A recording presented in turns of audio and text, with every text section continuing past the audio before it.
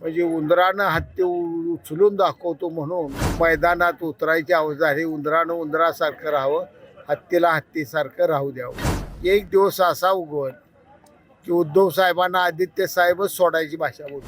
काय संजय राऊत म्हणतायत की 2029ला एकनाथ शिंदेची शिवसेना पुष्टात येणार आहे, भाजपती फोडेल आणि त्यातले नाहीतर उदय सामंतला एक नेता हा गट फोडेल आणि 20 आमदार खासदार घेऊन देईल. मुळात संजय राऊत ज्या सेनेचं काम करताय, सेना बुडालेली आहे. शेवटचं फक्त जसं नाव बोट बुडती, शेवटचा फक्त झेंडा तेवढा दिसायला लागतो, तशी अवस्था त्या संजय राऊताच्या शिवसेनेची झालेली आहे.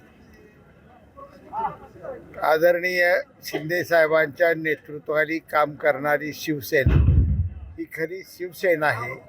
आणि शिवसेना ही चंद्र सूर्य अशीपर्यंत संपणार नाही, कारण तो एक छत्रपती शिवरायांच्या विचाराची धार हातात घेऊन पुढं काम करणाऱ्या शिवसैनिकाचा जत्था आहे. तो अखंडपणे या महाराष्ट्राच्या भूमीत जनसेवा करत सतत राहील आणि शिंदे साहेबांचं नेतृत्व दिवसेंदिवस या महाराष्ट्रात वाढत राहील. 2 तास सत्ताच दिली, 2 तास तरी आम्ही अमित शहा आणि यांना सुद्धा बीजेपी ईडी लावून पक्षात आणू असं त्यांचं म्हणणं. काय एवढं कसं काय? 2.5 वर्ष उद्धव ठाकरे मुख्यमंत्री होते आणि त्यांचे खरे सल्लागार हे संजय राऊत होते. एका ग्रामपंचायतीच्या सरपंचानं सुद्धा शिवसेनेत प्रवेश केला नाही. 2.5 वर्षात जर तुम्हाला एक सरपंच महाराष्ट्राचा प्रवेश करता आला नाही, तर तुम्ही अमित शहा साहेबांचं बोलायचं म्हणजे उंदरानं हत्ती उचलून दाखवतो म्हणून मैदानात उतरायची आवाज झाली. उंदरानं उंदरासारखं राहावं, हत्तीला हत्तीसारखं राहू द्यावं. माझ्या क्षमतेनुसार मला संधी मिळाली असं भास्कर जाधव म्हणतात. कुठेतरी शिवसेनेच्या वाटेवर असल्याचे संकेत आहेत. निश्चितपणानं सभागृहात भास्कर जाधवांची भाषणं ऐकत असताना मला सुद्धा प्रामाणिकपणानं हे जाणवत होतं. एवढ्या प्रभावीपणानं बोलणारा, मुद्देसूद कायद्यानं परफेक्ट प्रत्येक भाषण करणारा असा हा एक माणूस विनाकारण उद्धव साहेबाच्या ह्या हुकुमशाही प्रवृत्तीच्या माणसाच्या जवळ अडकलेला आहे.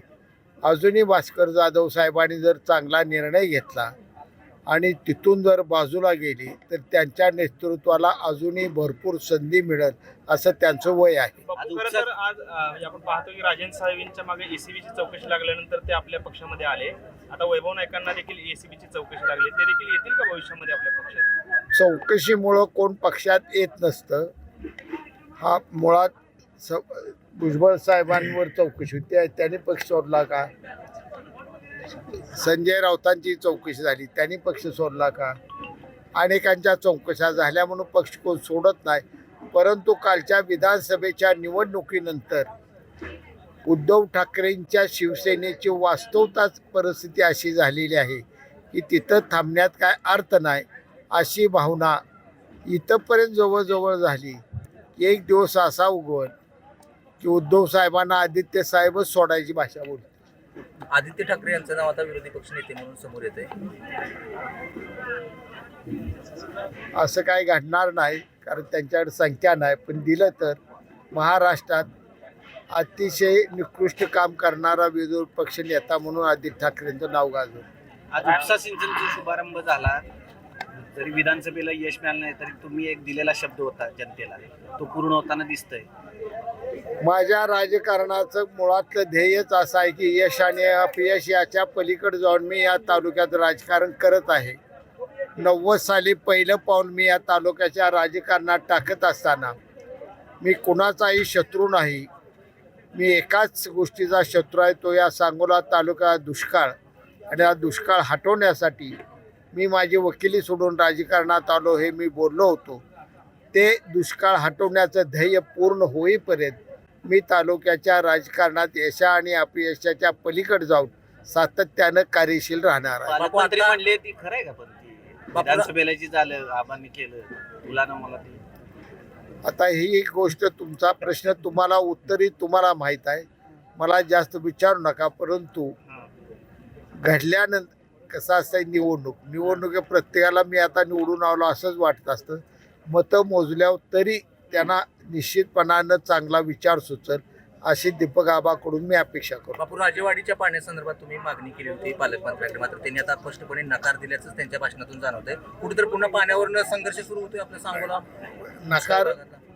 नकार होत नाही किंवा त्यांनी नकार दिला नाही. पाणी गेली जवळजवळ महिना झालं चालू आहे आणि त्यामुळं पुढं उन्हाळ्यात पाणी शिल्लक राहणार नाही या भावनेनं वरची लोक आता पाणी बंद करा आणि उन्हाळ्यात मे महिन्यात पाणी चालू करा या विचारानं बांधतायत. त्यांचा काय पाणी द्यायला विरोध नाही आणि इथलंही पाण्याचं 2 दिवसात रोटेशन संपत आलंय.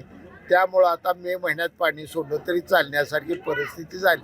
मी पाणी मिळवण्यासाठी आपण कायम पाण्यासाठी मी आणि जयाभाऊ एका विचारानं आहोत आणि एका विचारानंच आम्ही प्रश्न सोडवणार आहोत. हा प्रश्न 8 दिवसापूर्वी तयार झाला पाणी बंद करायचा. आता 9वा दिवस आहे तरी पाणी सुरू आहे. म्हणजे पालकमंत्र्यांनी या आपल्या सोलापूर जिल्ह्याचाही सकारात्मक विचार केलेला आहे असं यातून दिसून येतं. बापू, खरं तर ज्यावेळेस भूमिपूजन सुरू होतं त्यावेळेस धैर्यशील मोहिते पाटलांना खुर्ची दिली गेली नसल्याचं पाहायला मिळालं होतं. काय नक्की तो प्रकार खुर्च्या होता? त्या ठिकाणी दिली नाही बिल नाही असलं काय तर बारीक मुद्दा काढू नका, कारण तिथं खुर्च्या 3 ठेवल्या होत्या आणि नियोजन थोडंसं अधिकाऱ्यांचं फक्त मंत्र्यांपुरतं दिसून आलं. मलाही खुर्ची नव्हती, रणजितसिंह नाईक निंबाळकरांना नव्हती, धैर्यशील मोहिते पाटला नव्हती, बाबासाहेब देशपांडे दीपक आबा तर बराच वेळ उभाच राहिले. तर पुन्हा आम्ही एक एक खुर्ची अशी मागून घेऊन उभा राहिलो आणि शेवटी कार्यक्रम चांगला पार अधिकाऱ्यांच्या पाडला. ढिसाळपणामुळे झालं.